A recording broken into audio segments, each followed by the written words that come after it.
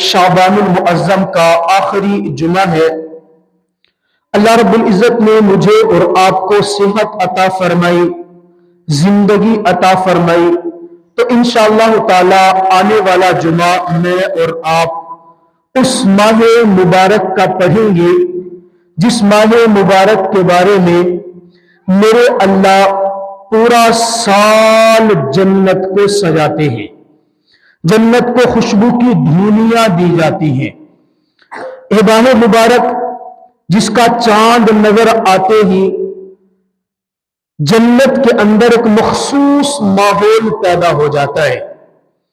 لکھنے والوں نے لکھا کہ جنت کے اندر جتنے درخت ہیں نا، ان درختوں کے پتے ماہ رمضان المبارک کا چاند نظر آتے ہی آپس کے اندر بجنے لگ جاتے ہیں۔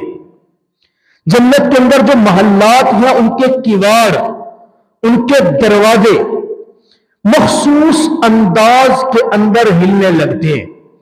ان پتوں کے آپس میں ٹکرانے سے، ان کیواڑوں کے آپس میں بجنے سے ایک ایسی مخصوص اور دل آویز سریلی آواز پیدا ہوتی ہے۔ حدیث مبارکہ میں آتا ہے وہ آواز ایسی ہوتی ہے کہ کائنات کے اندر کسی سننے والے نے آج تک ایسی آواز نہیں سنی، اتنی پیاری آواز ہوتی ہے۔ جیسے وہ آواز ہوتی ہے تو جنت کے محلات کے اندر سے خوبصورت حوریں وہ نکل کے دروازوں کے قریب آ کے کھڑی ہو جاتی ہیں۔ اب حور جنت کی کیا ہے، میرے آقا نے اس کا پورا نقشہ کھینچا ہے۔ قرآن پاک کے اندر رب ذوالجلال نے اس کی اوصاف بتائی ہیں۔ حور مقصورات فی الخیام، ایسی بہترین خوبصورت حوریں کأنہن بیض مکنون، ایسے جیسے کہ خوبصورت سفید انڈے ہو۔ حدیث مبارکہ میں آتا وہ حور اتنی خوبصورت اور اتنی خوشبو والی ہوتی ہے کہ اگر وہ اپنے دوپٹے کا پلو زمین و آسمان کے اندر لہرا دے، میرا اللہ اس کے دوپٹے کی خوشبو سے اس زمین کو اور آسمان کی ساری فضا کو خوشبو سے معطر کر دے۔ وہ حور اگر سمندر کے کھارے پانی کے اندر اپنا لعاب ڈال دے نا، اس کے لعاب کے دلنے سے یہ سمندر کا کھارا، کڑوا، گندا پانی بہترین میٹھا اور صاف شفاف ہو جائے۔ وہ حور جب ایک قدم چلتی ہے نا، اس کے ایک قدم چلنے میں 70 نخرے دکھاتی ہے۔ 70,000 حلے اس نے اپنے اوپر بدن کے اوپر پہنے ہوتے ہیں، لیکن اس کے باوجود اس کے جسم کی شعاعیں ایسے بہترین نکل رہی ہوتی ہے، ایسی خوبصورت ہو۔ وہ جنت کے دروازے پہ محل کے کیواڑ کے اوپر کھڑے ہو کے آواز لگاتی ہے کوئی مجھ سے نکاح کرنے والا، وہ آئے اور آ کر مجھ سے نکاح کرے۔ اتنے کا سوسامہ کا رشتہ لگ دے خیالے۔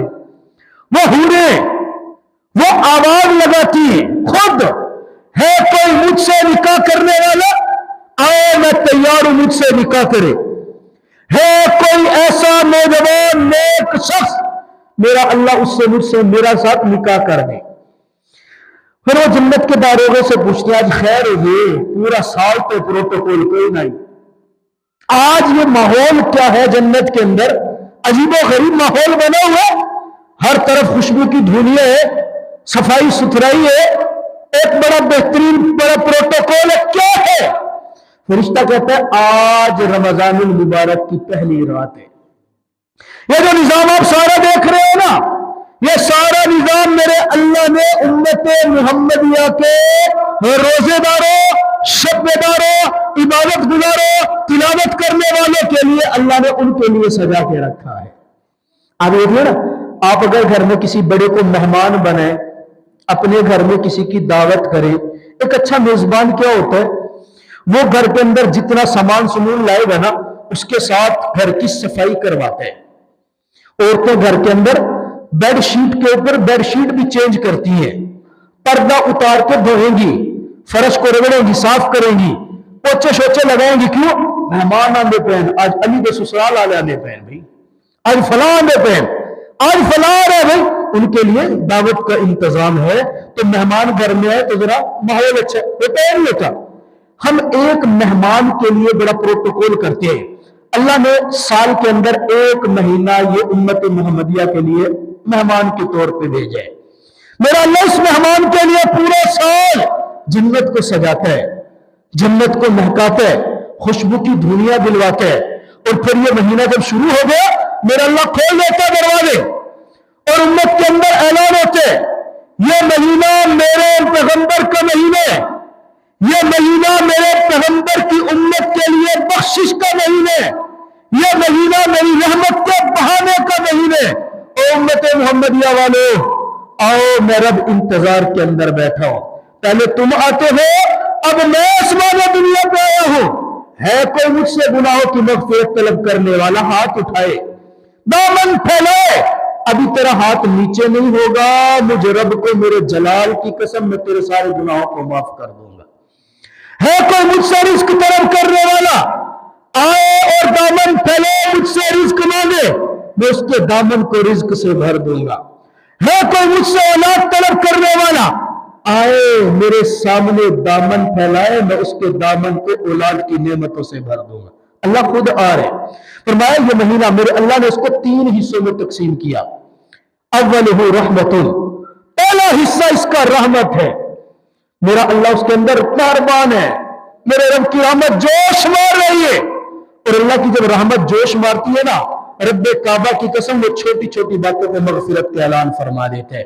میں نے آپ کو واقعہ بھی سنایا، وہ عورت جس نے اپنی زندگی کے اندر پیشہ روزگار وہ گناہ بنا، زنا، جسم فروشی، وہ بے حیائی کے کام کرتی تھی، جسم فروشی کرتی، زنا کرتی، لوگوں کے بستر کو گرم کرتی، گناہگار ہے، سیاہکار ہے، خطا کار ہے، وہ گناہوں کے اندر لچڑی ہوئی ہے، رات کو پروگرام کر کے آ رہی ہے، آتے آتے کنویں کے قریب پہنچی ہے، دیکھا کتا نجس العین، اشرف المخلوقات نہیں، نجس العین ہے، نجس العین، اگر کسی برتن میں منہ ڈال دو نا اس کے لیے بھی حکم ہے کہ پہلے اس برتن کو 7 بار دھو۔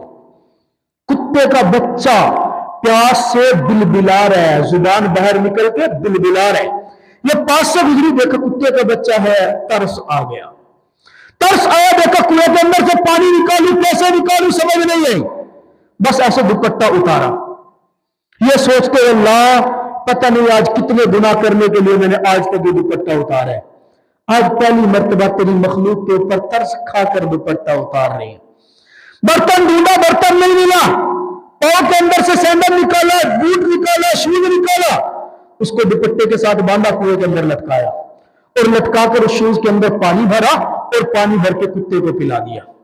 اب کتے کو پلا کے خوش ہو رہی ہے، چلو زندگی میں لاکھوں گناہ کیے ہیں، آج ایک کتے کو پانی پلانے کی سعادت مل گئی ہے۔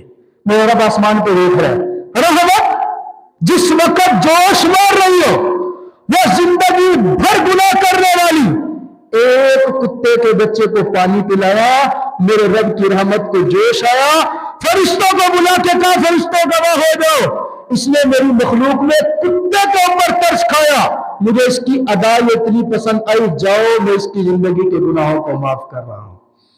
اللہ رحمت، ایک عابد ہے 60 سال بنی اسرائیل کا بزرگ، اپنے کمرے سے کبھی باہر نہیں نکلا، دنیا نہیں دیکھی، عبادتیں کرتا ہے، ریاضتیں کرتا ہے، کوئی گناہ نہیں ہے، 60 سال عبادت کی، توجہ کرنا، 60 سال عبادت کر کے ایک مرتبہ دل میں خیال آیا کہ یار یہ بدہ کمرے سے بدہ، آج نہیں پہ دیکھا دنیا ہے تیری شے، یہ دنیا ہے کیا؟ میرا رب جب آزمانے پہ آتا ہے کیسے آزماتا ہے؟ باہر نکلا تو دیکھا سامنے ایک نوجوان عورت کے اوپر نظر پڑ گئی، عورت تو پھر عورت ہے نا، بس نظر پڑی، وہ 60 سال کی عبادت گئی، 60 سال کی عبادت، اس عورت کے ساتھ زنا کر بیٹھا، 60 سال کی عبادت ایک زنا کی وجہ سے میرے رب نے 60 سال کی عبادت کو تباہ و برباد کر دیا۔ ہماری زندگی کیا ہے ہمیں سوچنا چاہیے، ہم آپ کا زنا ڈیلی کرتے ہیں، ہاتھ کا زنا پتہ نہیں کتنی بار کرتے ہیں، ایک زنا 60 سال کی عبادت کو تباہ، اللہ نے باقاعدہ اعلان کر کے کہا تمہیں 60 سال عبادت کی وہ الگ ہے، ایک گناہ کیا اس کی نحوست سے میں تیری ساری عبادت کو تباہ کر رہا ہوں۔ اب پریشان، غسل کرنے کے لیے جنابے والا گیا، کس پہ؟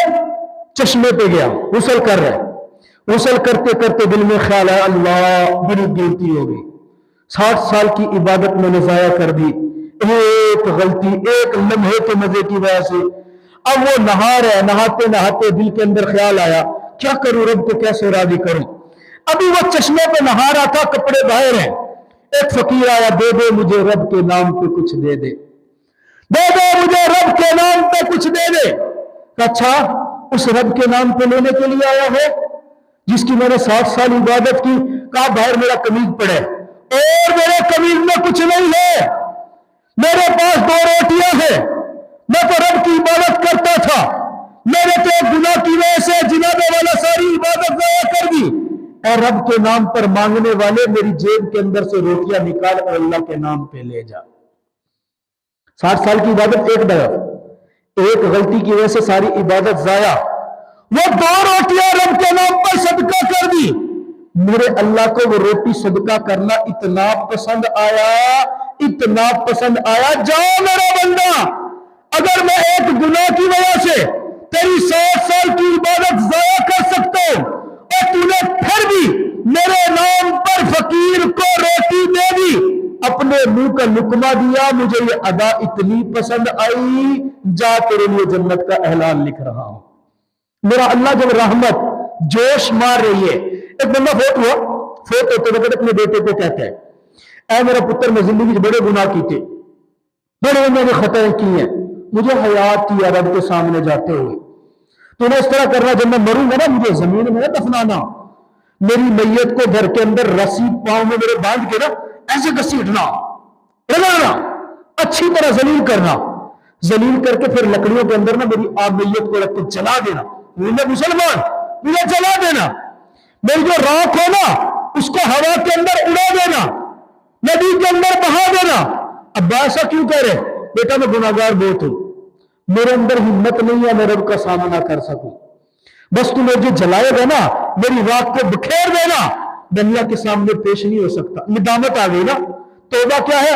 التوبۃ الندم، توبہ نامی دل کی ندامت کا ہے، دل میں بات آ گئی نا، بس یہ بات کی، فوت ہو گیا، فوت ہونے کے بعد بیٹے نے ویسے ہی کیا، جلا دیا، راکھ ہوا میں اڑا دی، اللہ کے سامنے پیش ہوا، اللہ کے لیے تو کوئی مشکل نہیں ہے، جب میرے رب کے سامنے قبر کے اندر اللہ کے سامنے حشر میں پیش ہوا، ہاں بھائی بتا تو نے جلنے کا کیوں کہا تھا؟